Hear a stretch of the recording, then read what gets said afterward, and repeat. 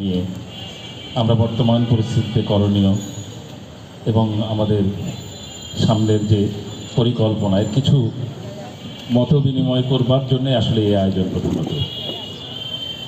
আমি প্রথমেই গভীর শোক নিবেদন করছি, শ্রদ্ধা নিবেদন করছি এই যে বাংলাদেশকে এই বন্দী অবস্থা থেকে মুক্ত করবার জন্যে যে তরুণরা, আমাদের সন্তানেরা বুক মেলে ধরেছে, আবু সাইদ শুরু করেছে, তারপর ছোট ছোট কিশোর বাচ্চারা প্রাণ দিয়েছে আমাদেরকে মুক্ত করবার জন্য। প্রতি রাতে অনেক দিন ঘুমোতে পারিনি, মনে হয়েছে অসহায় নিজেকে, অশ্রু ফেলেছি একাকী গোপনে। বারবার আবু সাইদ ভেসে এসেছে, মুক্ত ভেসে এসেছে চোখের সামনে, অথবা ইয়েমেনকে যে ফেলে দিচ্ছে। কি নৃশংসতা, কি একটি নিষ্ঠুর সমাজে আমাদের বসবাস ছিল।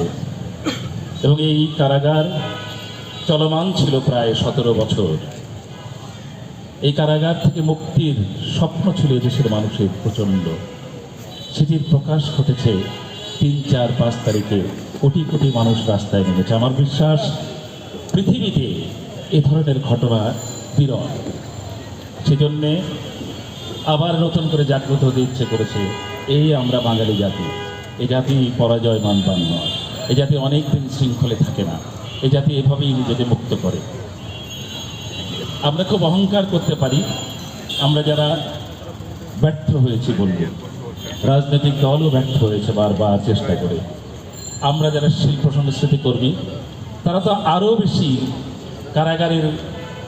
কারাগারে বন্দী ছিলাম, ওই যে আয়নাঘর শোনা যায়, কি ভয়ঙ্কর বিভীষিকাময় কত কাহিনী।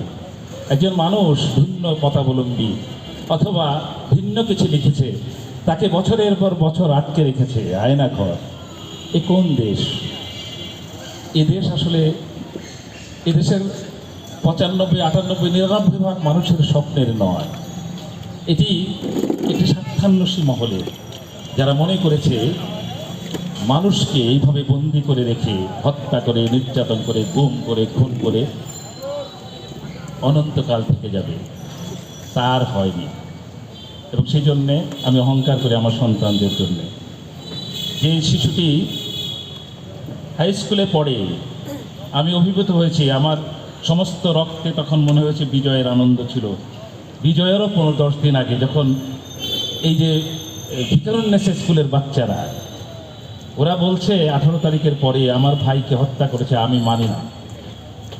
এই যে না মানবার প্রতিশ্রুতি, এই যে কিশোরদের মধ্যে, শিশুদের মধ্যে ঢুকেছে, তারা যে বিশ্বাস করে এটি হচ্ছে আমাদের আরেকবার বাংলাদেশ নির্মাণের নতুন অধ্যায়। এবং আমি বিশ্বাস করি আমাদের এই ছেলেরাই একদিন সত্যিকারের, আমরা হয়তো কতটা দেখে যেতে পারবো জানি না, তবে দেখেছি রাস্তায়। দেখেন, এই ছেলেরাই এখন পুলিশবিহীন বাংলাদেশ পরিচালনা করেছে। আমরা সবাই অহংকার বোধ করি এদের জন্য, তাই তো? এবং এরা পারে। রাস্তায় যে ট্রাফিক পদ্ধতি, আমি নিজে খুব অভিভূত হয়েছি, কি শৃঙ্খলাবদ্ধভাবে, কত চমৎকারভাবে আমার শিশুরা, আমার সন্তানরা করছে। আমি না পারলেও আমার সন্তান যে পারবে, এটা আমি বিশ্বাস করি। এদেশ অনেক সমৃদ্ধশালী, সুখী একটি দেশ হতে পারত। আমরা নানান রাজনৈতিক দ্বন্দ্বে, নানান দেশি বিদেশি ষড়যন্ত্রের কারণে নানান সময়ে আমরা বারবার ধ্বংসর দিকে ধাবিত হয়েছে, আবার উঠে দাঁড়িয়েছি। আমি বিশ্বাস করি এবারকার এই ছাত্র জনতার এই গণ অভ্যুত্থান, এর প্রধান কৃতিত্ব আমাদের শিশুদের, আমাদের সন্তানদের, আমাদের শিক্ষার্থীদের।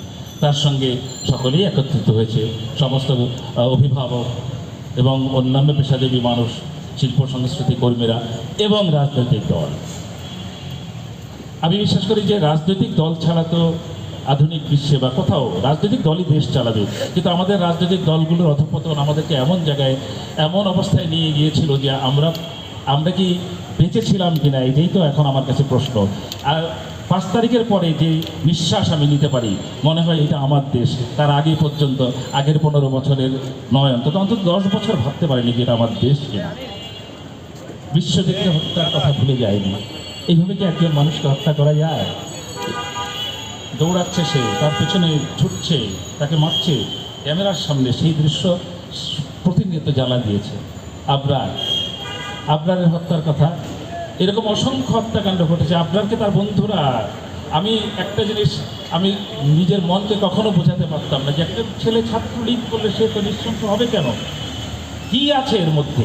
যেই ছেলেটি বুয়েটে ভর্তি হয় সে নিশ্চয়ই অনেক মেধাবী ছেলে। সেই মেধাবী ছেলেটি 1 বছরের মধ্যে কিভাবে এত পরিবর্তন হয়? কি হিংস্র জাদুকরী মন্ত্র তাকে দেওয়া হয় যে তার বন্ধুকে তারা সকলে মিলে মেরে ফেলতে পারছে?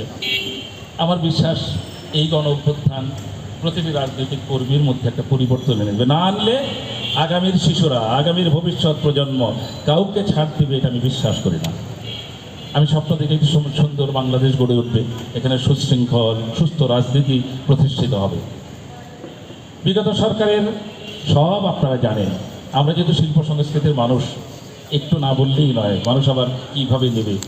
এই যে যেখানে দাঁড়িয়ে আছে, আমি এখানে বসে থাকতাম মাঠে, আপনারা অনেকের সঙ্গে এখানে অনেকেই আমাদের বন্ধু যারা বসতেন, এটি যেন একটি ব্যক্তির প্রতিষ্ঠানে পরিণত হয়েছিল, তিনি যা বলতেন তাই হবে।